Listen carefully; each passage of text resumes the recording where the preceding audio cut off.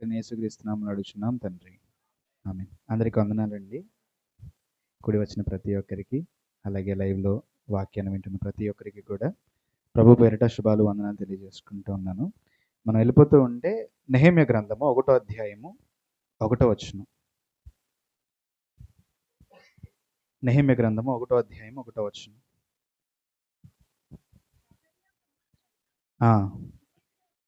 నెహెమ్యా యొక్క చర్యలు 20వ సంవత్సరంలో కిస్లేపు మాసమున నేను షూషాను కోటలో ఉండగా ఒకడు యూదులలో కొందరును వచ్చిరి.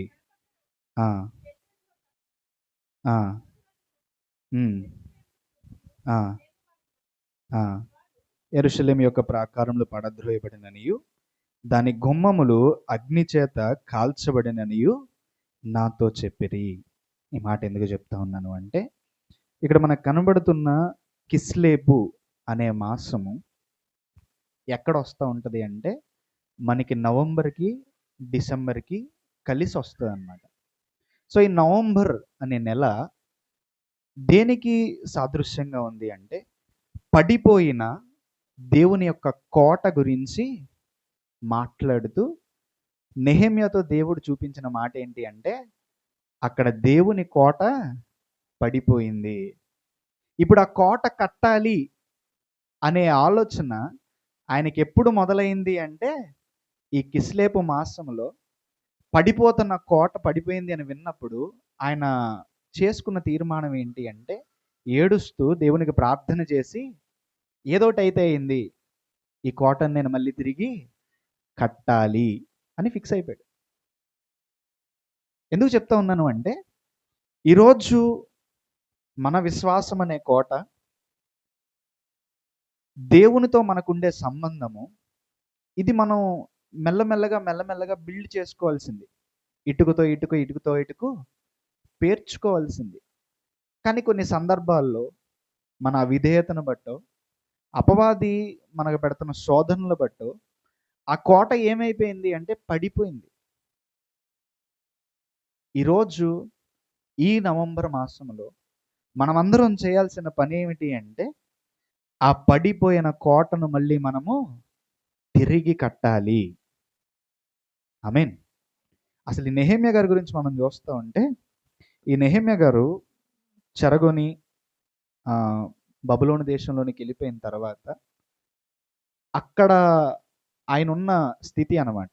ఆయన ప్రవక్త కాదు, ఆయనేమి గొప్ప యాజకుడు కాదు. మరి ఆయన ఎవరు అంటే, ఆయన పని గురించి మాట్లాడుతూ ఉంటాడండి. ఆయన అంట జస్ట్ ఒక రాజుకి కాదు, పానదాయకుడు. ఆయన ఏం చేస్తూ ఉంటాడంటే, రాజు అడిగినప్పుడల్లా ఆ ద్రాక్ష రసం ఏదైతే ఉందో ఆ అందించే వ్యక్తి. ఇప్పుడు ఆ అందించే వ్యక్తిని దేవుడు ఎందుకు వాడుకుంటున్నాడు అంటే, పడిపోయిన యెరూషలేము కోటను మళ్ళీ తిరిగి కట్టించడానికి దేవుడు మాట్లాడుతూ ఉన్నాడండి. ఎప్పుడైతే ఆ మాట ఆయన విన్నాడో, ఆయన గుండెల్లో ఏదో తెలియని బాధ. నిలబడి ఉండాల్సిన ప్రాకారం పడిపోయింది, ఆ గుమ్మములు కాల్చివేయబడ్డాయి. ఇప్పుడు ఆటోమేటిక్ ఎప్పుడైతే ఆ గోడ పడిపోయిందో, అంతకుముందు వచ్చిన శత్రువులు ఇంకా ఈజీగా లోపలికి వచ్చేస్తారు. ఈయనకంటే ముందే జెరుబ్బాబెలు కొంతమందిని తీసుకుని ఆ పట్టణానికి వెళ్ళాడు. చాలా కష్టపడి దేవుని యొక్క మందిరాన్ని తిరిగి కట్టడం ప్రారంభించాడు. ప్రారంభించిన తరువాత ఎవరైతే శత్రువులు ఉన్నారో వాళ్ళు ఎన్ని ఇబ్బందులు పెట్టాలో అన్ని ఇబ్బందులు పెట్టారు. దగ్గర 42 సంవత్సరాలు పడుతుందండి మళ్ళీ తిరిగి ఆ మందిరాన్ని కట్టడానికి. ఎందుకు అన్ని సంవత్సరాలు పట్టింది అంటే, వాళ్ళు కడతా ఉండే టైంకి ఎవడొకడు వస్తూ ఉండేవాడు, ఆపుతూ ఉండేవాడు. కారణం ఏంటి అంటే, సరైన ప్రాకారం లేక. ఈరోజు మన జీవితంలో కూడా సరైన విశ్వాసం అనే ప్రాకారం లేక, సరైన వాక్యం అనే ప్రాకారం మనలో లేక, అపవాది ఏం చేస్తోంది అంటే, పలుమార్లు మన లోపలికి వచ్చి మనల్ని ఇబ్బంది పెడతానే ఉంది. కాబట్టి ఈరోజు మనం చేయాల్సిన మొట్టమొదటి పని ఏంటి అంటే, పడిపోయిన మన ప్రాకారాల్ని మనము తిరిగి కట్టుకోవాలి. సరే అండి, ఆయన వచ్చాడు, ప్రాకారం కట్టడం మొదలు పెట్టాడు. వాళ్ళందరినీ చాలా మోటివేట్ చేశాడు. ఎంత మోటివేట్ చేయాలో అంత మోటివేట్ చేశాడు. మోటివేట్ చేసిన తర్వాత ఒక ఇద్దరు వచ్చారండి. వాళ్ళిద్దరూ కూడా ఏం చేస్తూ ఉన్నారు అంటే, ఆయన ఎప్పుడైతే ప్రాకారాన్ని కట్టాలి అని ఆశపడుతూ ఉన్నాడో, చూడండి 4వ అధ్యాయము 7వ వచనం. 4వ అధ్యాయం 7వ వచనం. సన్బల్లటును, టోబియాయును, అరబీయులను, అష్టోదీయులను యెరూషలేము యొక్క గోడలు కట్టబడిననియు బీటలన్నీయు కప్పబడిననియు వినినప్పుడు యెరూషలేము మీదికి యుద్ధమునకు వచ్చి వారందరూ కట్టుకట్టి మమ్మును కలతపరచగా. ఇప్పుడు ఏం జరుగుతూ ఉందంటే, ఆయనంట ప్రాకారం కడతా ఉన్నాడంట. కడతా ఉంటే ఈ సన్బల్లటు, టోబియా, ఈ మిగిలిన వాళ్ళు ఎవరైతే ఉన్నారో వీళ్ళందరూ ఏం చేస్తూ ఉన్నారు అంటే, పలుమార్లు వచ్చి ఆపుతూ ఉన్నారంట. దాని గురించి ఆయన మాట్లాడుతూ అంటుంటాడండి. నెహెమ్యా గ్రంథము 6వ అధ్యాయం 23వ వచనం. 6వ అధ్యాయం 2-3 వచనాలు చదువుదామండి. సన్బల్లటును నాకేదో హాని చేయాలని తలపెట్టుకుని గ్రామములలో ఒకదాని దగ్గర మనము కలుసుకుందాము రండని నా యొద్దకు వర్తమానము పంపిరి. ఇప్పుడు నెహెమ్యా గారి సిచ్యువేషన్ ఏంటి అంటే, నువ్వు గోడ కడతావా, నేను లేపేస్తా. ఆ లేపేయడానికి వాళ్ళు ఏం చేస్తున్నారు, పక్కా ప్లాన్ వేశారంట, స్కెచ్ చేశారంట, ఒక ప్లేస్ ఫిక్స్ అయ్యారంట. ప్లేస్ ఫిక్స్ అయ్యి ఏం చెప్తా ఉన్నారు, సైలెంట్గా అక్కడికి వచ్చే మనం మాట్లాడుకుందాం, ఏం లేదు, ఊరికే రా అంటున్నారనమాట. కానీ ఒకవేళ ఆయన వచ్చాడు అనుకోండి, వాళ్ళ ప్లాన్ ఏంటి అంటే ఈయన లేపేద్దాం అని ఫిక్స్ అయ్యారు. ఇప్పుడు ఆయన అంటున్న మాట చూడండి, దానికి ఎన్నే ఉంటుంది. అందుకు నేను చేయు పని గొప్పది, దాన్ని విడిచి వచ్చుటకై దాన్ని ఎందుకు ఆపాలి, నేను రాలేనని చెప్పుటకు దూతలను పంపాను. ఇప్పుడు నువ్వు ఎప్పుడైతే పడిపోయిన నీ కోటను తిరిగి కట్టుకోవాలని ఆశపడుతూ ఉంటావో, ఈ సన్బల్లటు లాంటి వాళ్ళు మన మధ్యలో చాలా మంది ఉంటారు. అనుమానము, భయము, ఇవన్నీ కూడా ఏంటంటే ఈ సన్బల్లటులే, ఈ టోబియాలే. ఇవేం చేస్తూ ఉంటాయి అంటే, నువ్వు నీ విశ్వాసం అనే కోటను మళ్ళీ తిరిగి కట్టుకుంటూ ఉన్నప్పుడు, నీ ప్రాకారమును తిరిగి నిర్మించుకోవాలని ఆశపడుతూ ఉన్నప్పుడు, ఇవేం చేస్తూ ఉంటాయి అంటే పలుమార్లు నీకు అనుమానాన్ని పుట్టిస్తాయి. పలుమార్లు నీ వల్ల అవదరా, ఎన్నిసార్లు పడలేదు నువ్వు ఎన్నిసార్లు సినిమాకి వెళ్ళలేదు, ఎన్నిసార్లు చేయకుండా తప్పులు చేయలేదు, నువ్వు ఎన్నిసార్లు బూతులు మాట్లాడలేదు. ఇప్పుడు పెద్ద పరిశుద్ధుల్లాగా యాక్ట్ చేస్తున్నావు. వస్తారండి అలాంటి వాళ్ళు. అవి మనుషుల వల్ల అయ్యి ఉండొచ్చు, లోకస్తుల వల్ల అయ్యి ఉండొచ్చు, నీలో ఉండే అనుమానాల వల్ల అయ్యి ఉండొచ్చు, అపవాది వల్ల అయ్యి ఉండొచ్చు. అది ఏదో రకంగా వచ్చి ఏం చేస్తూ ఉంటుందంటే నిన్ను పలుమార్లు పడేయాలని ప్రయత్నిస్తూ ఉంటుంది. మరి నువ్వేం చేయాలి? అనుమానం వచ్చినప్పుడు, నిజమే కదా, నేను ఇంత పనికిమాలినోడిని కదా, నేను ఇంత పాపిని కదా, నేను దేవుడి దగ్గరికి వెళ్ళడానికి కూడా నాకు అర్హత లేదు కదా, నేను ఇక్కడే ఉంటాను, నేను వెళ్ళడానికి ఫిక్స్ అయిపోయావు అనుకోండి, ఏం జరుగుద్ది చెప్పండి? పడిపోయిన నీ కోటను మళ్ళీ తిరిగి కట్టడం నీ వల్ల కాదు. అపవాది ఏడిపిస్తానే ఉంటుంది నిన్ను. ఆయనకంట ఒకసారి కాదండి, ఒకసారి మనం చూస్తూ ఉంటే 6వ అధ్యాయం 4వ వచనం. వారు అలాగున 4 మార్లు నా యొద్దకి వర్తమానము పంపిరి. ఎన్నిసార్లు పంపారండి? 4 సార్లు. తర్వాత చదవండి. ఆ ప్రకారమే నేను మరలా ప్రత్యుత్తరం ఇచ్చి తిని. ఒకసారి పంపారు, ఆయన ఏమన్నాడు, ఒరే నేను చాలా గొప్ప పని చేసుకుంటా ఉన్నా, ఇది ఆపేసి నీ దగ్గర నేను రాలేను. మళ్ళీ 2వ సారి పంపారంట, మళ్ళీ 3వ సారి పంపారంట, 4వ సారి పంపారంట. అలా 4 సార్లు వాళ్ళు పంపిన తర్వాత కూడా ఈయన 4 సార్లు ఏం సమాధానం చెప్తున్నాడంటే, ఒరే నేను చాలా గొప్ప పని చేసుకుంటాను, నా మధ్యలో కదపకండి మీరు. ఎందుకు మధ్య మధ్యలో అస్తమాట వస్తూ ఉన్నారు? రాకండి. వాళ్ళు 4 సార్లు వచ్చినా ఈయన 4 సార్లు కూడా అదే ఆన్సర్ ఇచ్చి పంపుతా ఉన్నాడు. మరి నువ్వు అపవాది ఒకసారి పడేస్తుంది, బాగానే నిలబెడతావు.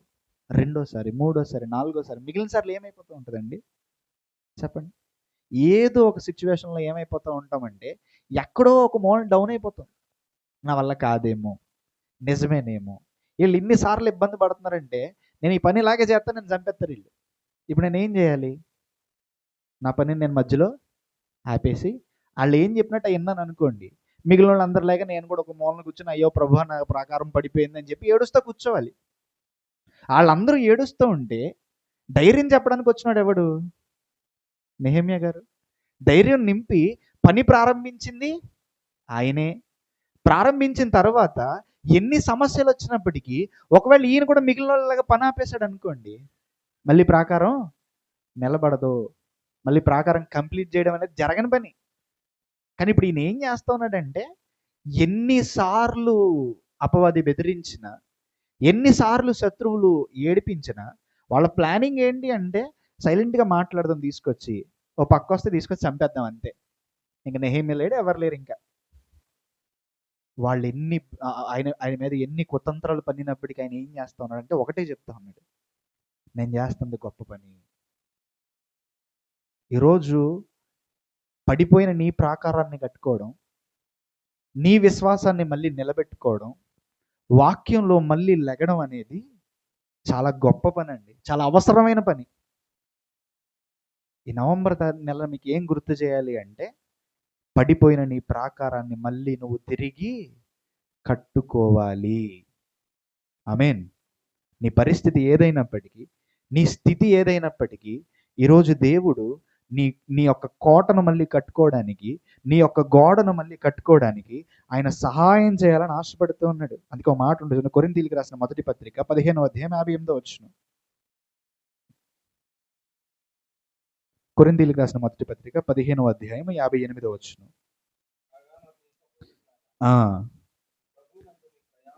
ప్రభువునందు మీ ప్రయాస ఎరిగి స్థిరులును కదలని వారును ఎప్పటికిని ఆసక్తులనై ఉండుడి. అందులో ఏముంటుందంటే ఇంగ్లీష్లో స్టెడ్ ఫాస్ట్, ఇమ్మూవబుల్. ఎన్నిసార్లు గెంటినా కదలని ఒక బండలను అయిపోవాలి. చాలాసార్లు ప్రయత్నిస్తూ ఉంటుంది అపవాది. అది ఎన్నిసార్లు ప్రయత్నించినా నువ్వు స్థిరుడుగా ఉండాలి. నీ ప్రయత్నాన్ని ఏదో ఒకసారి మొదలు పెడుతుంటే అది ఆపేస్తుంది కదా, సర్లే ఈసారికి వదిలేద్దాం, మళ్ళీ ఎప్పుడైనా చూడొచ్చులే. కాదు, ఇప్పుడే నువ్వు కట్టుకోవాలి, ఇప్పుడే మళ్ళీ నువ్వు మొదలు పెట్టాలి. నువ్వు అలా మొదలు పెట్టావు అనుకోండి, దేవుడు అంటాడు నీలో సత్క్రియ ప్రారంభించిన ఆయన రాకడ వరకు దాన్ని కొనసాగిస్తాడంట. ఆయన అలా కొనసాగించాలంటే ముందు నువ్వేం చేయాలి? నీ కోటను నువ్వు కట్టడం ప్రారంభించాలి. ఆమేన్. ఈరోజు అలా మనం కోట పెట్టడం ఈరోజైనా సరే మనం మొదలు పెట్టాలి. సో ఆయనకి అలాగే చేస్తూ ఉంటే దగ్గర దగ్గర 4 సార్లు వాళ్ళు ఏం చేస్తూ ఉన్నారంటే, ఒకసారి తర్వాత ఒకదాని తర్వాత ఒకదాని తర్వాత వాళ్ళు ఏం చేస్తూ ఉన్నారంటే ఇబ్బందులు పెడతానే ఉన్నారండి. ఒకసారి మనం చూస్తూ ఉంటే వాళ్ళంట కష్టపడిన తర్వాత ఇందాక మనం చదివింది 4వ అధ్యాయము 7వ వచనం ఇందాక మనం చదివాం కదా, సన్బల్లటును టోబియాను వీళ్ళందరూ కూడా ఏం చేస్తూ ఉన్నారంటే యెరూషలేము మీదకి యుద్ధమునకు వచ్చి వీనిని పని ఆటంకపరిచి వారందరినీ కట్టుబడి మమ్మను కలతపరచగా అని చెప్పి అలా చదువుకుంటూ వస్తూ ఉంటే ఆయన అంటాడు చూడండి, 10వ వచనం చూడండి, వాళ్ళు పెట్టిన ఇబ్బందులకి అప్పుడు యోధావారు బరువులు మోయే వారి బలము తగ్గిపోయేను, ఉన్న చెత్త మాత్రం విస్తారంగా ఉంది, గోడ కట్టలేము. వాళ్ళందరూ ఏమనుకుంటున్నారంటేనండి, వాళ్ళు పెట్టిన ఇబ్బందులను బట్టి వాళ్ళు యుద్ధానికి వచ్చి ఎన్ని పడితే అన్ని ఇబ్బందులు పెడతా ఉంటే వీళ్ళకంట మోసేవారి బలం తగ్గిపోయిందంట. మోసేవాళ్ళ బలం తగ్గిపోయిన తర్వాత వాళ్ళందరూ ఇంకేమన్నారంటే నా వల్ల కాదు, నేను పేర్చుకున్న చెత్త అంత ఉంది నా జీవితంలో, నా పాపం ద్వారాను, నా చూపుల ద్వారాను, నా క్రియల ద్వారాను నేను ఏర్పరచుకున్న చెత్త ఎంత ఉందంటే అంత ఉంది నా జీవితంలో. ఇప్పుడు నేనేం చేయాలి? ఆ చెత్త అంతా మళ్ళీ కొంచెం కొంచెం కొంచెం కొంచెం తీసుకోవాలి. కానీ మనం అనుకుంటాం నా ఓపిక అయిపోయింది అయ్యా, ఇంకా నా వల్ల కాదు, మన జీవితం అయిపోయింది అని మనం ఫిక్స్ అయిపోతామండి. కానీ ఆయన అలా వస్తూ ఉంటే వారికి ఇచ్చిన గొప్ప వాగ్దానం, మీరు భయపడకుడి, మహాగణుడును భయంకరుడునగు యెహోవాను జ్ఞాపకము చేసుకోండి. అప్పుడు ఆయన ఏం చేస్తాడు? మన పక్షమున యుద్ధం చేస్తాడు. ఆమేన్. ఆయన చేసిన మోటివేషన్ తర్వాత చూడండి 17వ వచనం అండి. గోడ కట్టువారును, బరువులు మోయవారును, బరువులు ఎత్తువారును ఒక్కొక్కరు ఒక చేతితో పని చేసి ఒక చేతితో ఆయుధము పట్టుకొని యుండిరి. మరియు కట్టువారు ఒక్కొక్కడు తన కత్తిని నడుమునకు బిగించుకొని గోడ కట్టుచూ వచ్చాను. చాలండి. అంతకుముందే వాళ్ళ సిచ్యువేషన్ ఎలా ఉంది అంటే, చెత్త చాలా విస్తారంగా ఉంది, మా ఒంట్లో ఓపికలు లేవు, ఇక నాకు అయిపోయింది అని ఫిక్స్ అయిన వాళ్ళే దేవుడు సాయం చేస్తే ఎలా ఉంటుందంటే, 2 చేతులతో మొయ్యలేని ఏళ్ళు ఇప్పుడు ఏం చేస్తున్నారంటే, ఒక చేత్తో మోస్తున్నారంట, ఇంకో చేత్తో ఏం చేస్తున్నారంటే, ఒకవేళ అపవాది ఎక్కడొస్తాడు అని చెప్పి కత్తుల్ని ఇంకో చేత్తో పట్టుకుని యుద్ధం చేస్తూ ఉన్నారంట. మనం అనుకుంటాం మన బలం అయిపోయిందేమో అని. కానీ ఎప్పుడైతే దేవుని మీద నమ్మకం ఉంచుకుంటామో, ఈ చేసే పనిలో మనల్ని మనం శుభ్రపరుచుకునే పనిలో కానీ, మళ్ళీ మనం నిలబెట్టుకునే పనిలో కానీ, ఇక నా వల్ల కాదేమో అని మనం అనుకుంటాం. కానీ దేవుడు అంటూ ఉంటాడు చూడండి, రోమీయులకు రాసిన పత్రిక 8వ అధ్యాయం 26వ వచనం.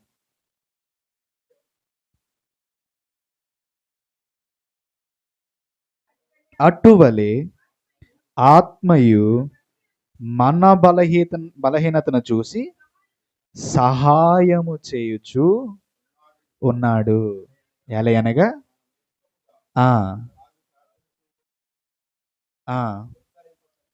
ఉచ్చరింప సఖ్యము కాని మూలుగులతో ఆత్మ తానే మన పక్షమున విజ్ఞాపన చేస్తూ ఉన్నాడు. ఇప్పుడు నీ జీవితాన్ని నువ్వు కట్టుకోవాలి, ఆ మురికైపోయిన దాన్ని కడుక్కోవాలి, పేరుకుపోయిన చెత్తను తీసేయాలి, పడిపోయిన నీ కోటను కట్టాలి. కానీ నీకు ఎలా కట్టాలో తెలియట్లే. నీ దేవుడితో మళ్ళీ కనెక్షన్ ఎలా తెచ్చుకోవాలో నీకు తెలియట్లే. ప్రభా నా జీవితం అయిపోయింది, నేను మొయ్యలేకపోతున్నా అనే సిచ్యువేషన్ నువ్వు వచ్చావు. కానీ అలాంటి టైంలో కూడా పరిశుద్ధాత్ముడు ఏం చేస్తూ ఉంటాడు అంటే, బలము లేని నీలో ఆయన బలాన్ని ఇస్తూ ఉంటాడు. ఆమేన్. నా జీవితాన్ని నేను మార్చుకోలేను ప్రభా, నాకు ప్రార్థన చేయడం రాదు, నాకు వాక్యం చదవడం రాదు, నాకు మాట్లాడడం రాదు, ఇప్పుడు నేను ఏం చేయాలి? నువ్వు జస్ట్ చూస్తూ ఉండు. నీ బదులు ఉచ్చరింప సఖ్యము కాని మూలుగులతో నేను మొరపెట్టుకుంటా. నీకు బదులు నేను అడుగుతా. నువ్వు చేయాల్సిందల్లా ఏంటి అంటే, దేవుడి మీద నమ్మకం ఉంచు. నేను మళ్ళీ కట్టుకోగలను అనే నమ్మకం నీకు వచ్చింది అంటే, ఆయన ఏం చేస్తాడు అంటే, ఆయన పని ఆయన చేసుకుంటాడు. అలా చూస్తూ ఉంటే 6వ అధ్యాయంలోనేనండి ఇందాక మనం చదివిన 9వ వచనం చూడండి. వాళ్ళే బెదిరిస్తూ ఉన్నారు.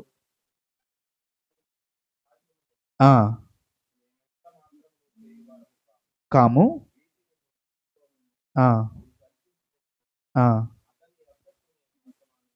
పంపితిని దేవా.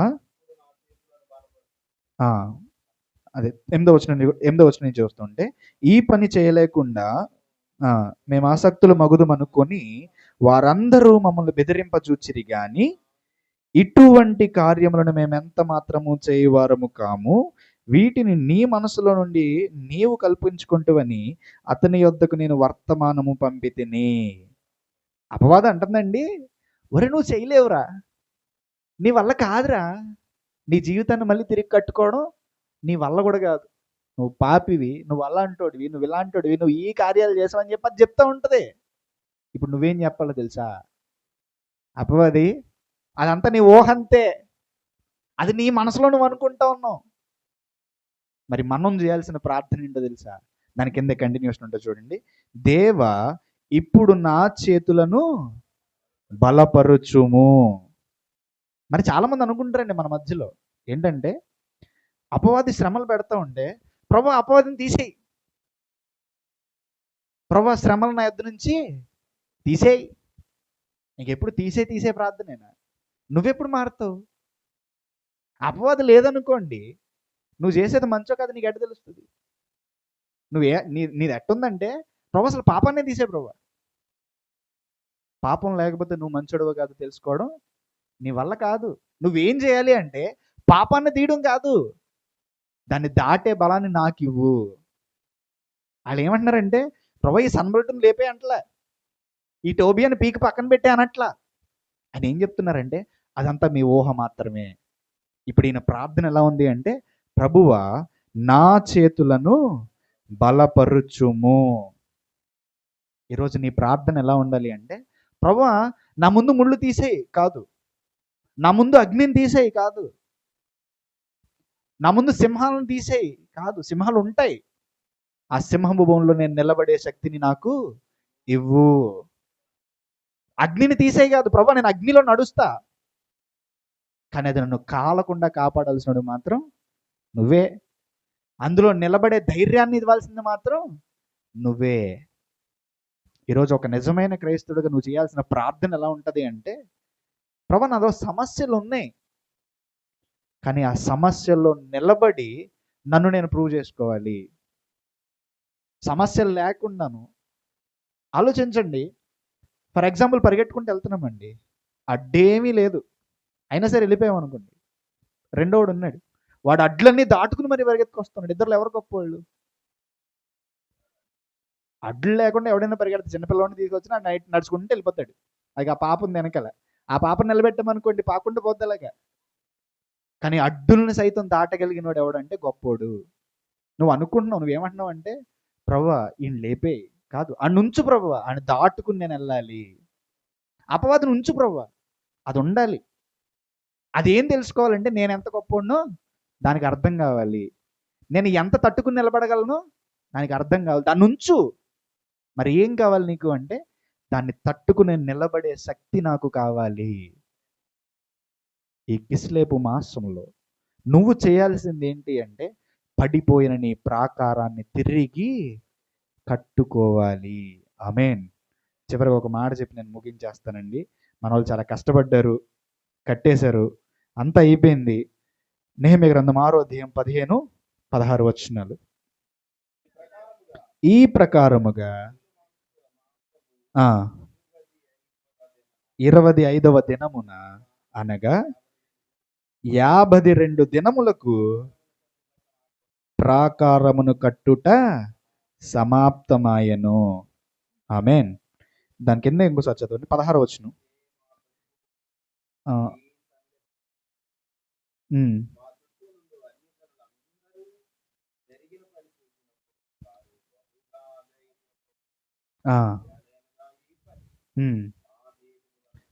మా దేవుని వలన జరిగినదని వారు తెలుసుకొని.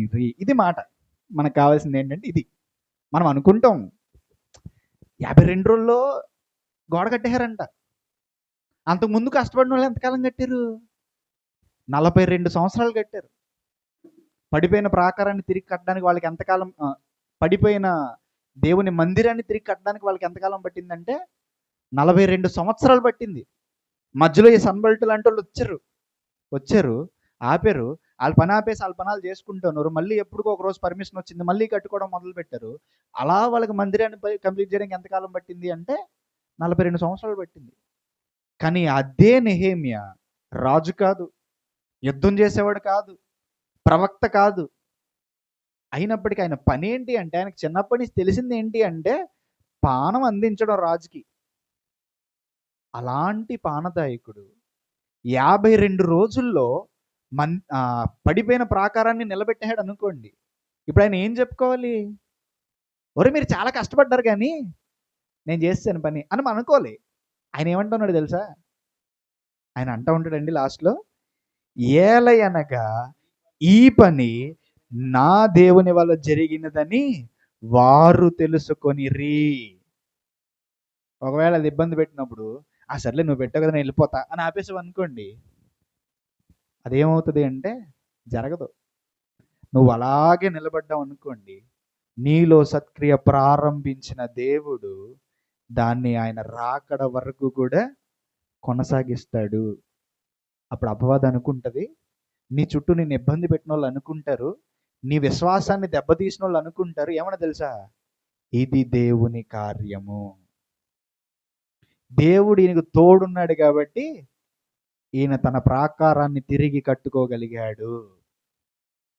ఆమేన్. ఇందాక మనం పాడుకున్నామండి పాట, ఆయనే నా సంగీతము బలమైన కోటయును జీవాధిపతియు ఆయనే జీవిత కాలమెల్ల స్తుతించెదను. ఆయనే నా సంగీతము. మన బలమైన కోట ఎవరు అంటే ఆయనే. నీ కోటను తిరిగి కట్టడానికి సహాయం చేసేది ఎవరు అంటే ఆయనే. ఆ కోట కట్టడం మొదలెట్టినప్పటి నుంచి దాన్ని పూర్తి చేసి నీ చుట్టూ ఉన్న వాళ్ళందరూ కూడా ఇది ప్రభువు కట్టిన కోట అని చెప్పించేది కూడా ఆయనే. కానీ అది జరగడానికి నువ్వేం చేయాలి అంటే, ఈ సన్బలుట్ లాంటి వాళ్ళు ఎంతమంది వచ్చినప్పటికీ, మరి మీ పని మీరు చూసుకోండి, నేను ఏం చేస్తున్నానో నాకు తెలుసు, నేను చేసేది గొప్ప కార్యం, నేను చేసేది దేవుని కార్యం. అది ఎందులో అయినప్పటికీ, నువ్వు కడుతున్న మందిరంలో కానివ్వండి, నువ్వు చెప్తున్న వాక్యంలో కానివ్వండి, నువ్వు కడుతున్న సంఘంలో కానివ్వండి, అది నీ జీవితంలో కానివ్వండి, ఈ సన్బలుట్ లాంటి వాళ్ళు చాలామంది వస్తారు. నువ్వు కడుతున్న పని ఆపేయడానికో గాను, నువ్వు చేస్తున్న సేవను ఇబ్బంది పెట్టడానికో, ఇలాంటి వాళ్ళు ఎంతోమంది వస్తూ ఉంటారు. వాళ్ళు ఎంతమంది వచ్చినప్పటికీ నువ్వు చెప్పాల్సిందల్లా ఒకటి ఏంటి అంటే, నేను ఆగను. నువ్వు ఎన్ని చెప్పినా, నువ్వు ఎన్ని చేసినా, నువ్వు ఆపడానికి ప్రయత్నించినా నా పని నాదే, నా దేవుని పని కూడా నాదే. అలా ఎప్పుడైతే మనం చేస్తామో మన బలమైన కోట అయిన దేవుడు ఆ పనిని పూర్తి చేస్తాడు.